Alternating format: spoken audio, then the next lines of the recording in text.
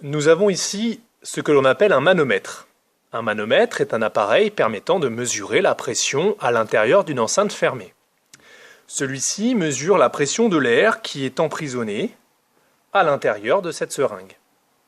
Si on regarde de plus près les graduations, on va s'apercevoir que ce manomètre est gradué en bar et en hectopascal, de symbole HPA.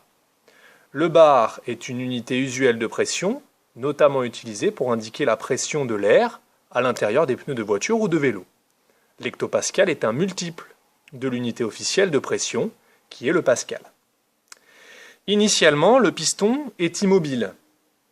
En effet, la pression à l'intérieur du piston est égale à la pression à l'extérieur, appelée pression atmosphérique, soit environ 1013 hectopascales.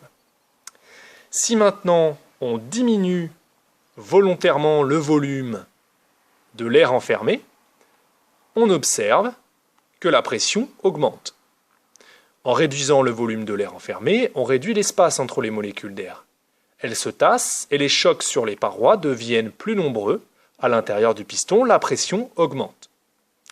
Quand on relâche le piston, celui-ci est repoussé, puisque la pression à l'intérieur était alors plus grande que la pression atmosphérique. A l'inverse, si maintenant on augmente le volume, on observe que la pression diminue.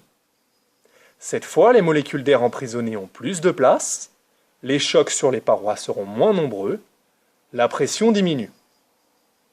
À cet instant, comme la pression atmosphérique est plus grande, si on lâche le piston, il est repoussé vers la gauche, jusqu'à retrouver sa position initiale